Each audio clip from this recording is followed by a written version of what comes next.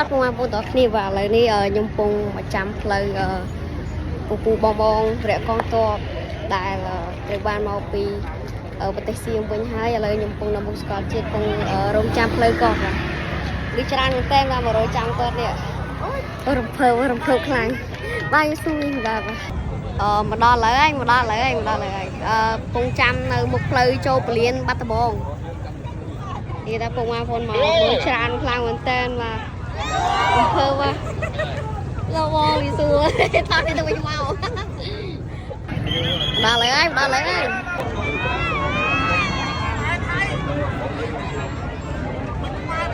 ពេជ្រខ្មែរអត់ពេជ្រថៃ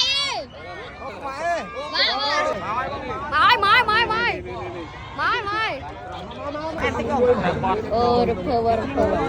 ថតចូលឆ្លងទី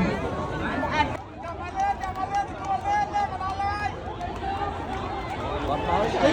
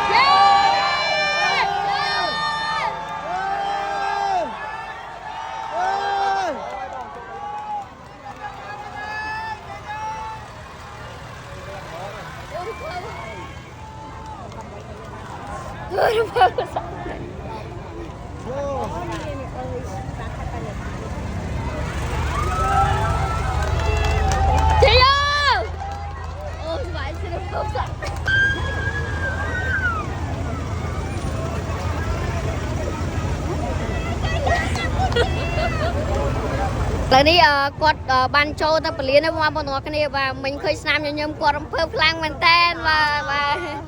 ឥឡូវគាត់ឡើងធម្មបេក្ខចក្រតបាទទៅមុខទៀតបាទសូមជូនពរគាត់បាទសុខភាពអរគុណបងអូខេអូមនុស្សច្រើនឡើងមែនតើអូរំភើបម៉ៃយកវាទៅភ្នែកនេះបាទអរគុណមកបងប្អូនគ្នាបាទឥឡូវនេះក៏មានសុខភាពហើយបាទក៏មកដល់បាត់ដំបងហើយបាទរំភើបបាទនេះអូក្រាមមានមោទកភាពណាស់បងប្អូនគ្នាបាទរងចាំដំណឹងបាទឡើងយូរខែយូរថ្ងៃពេលនេះក៏បានមកដល់មាតុភូមិវិញហើយបាទនេះអូយលោកខ្ញុំឡើងញ័រដែរស្រក់ទឹកភ្នែកបាទយេបាទគាត់បានដល់កន្លែងសុខភាពបងប្អូនគ្នាបាទអើយរំភើបអរគុណបាទអរគុណវិញបាទអរគុណដល់មនុស្សឡើងទៅពោះវិញឡើងវិញឡើងអរគុណវិញអរគុណបាទជម្រាបបងប្អូនទាំងអស់គ្នាបាទអរគុណច្រើនបាយយេជ័យយកព្រះកងទ័ពដល់ទៅក្នុងសភៅមកបាទសភៅមកនេះអូខេបងបាយបងជ័យយកបាយបងយ៉ា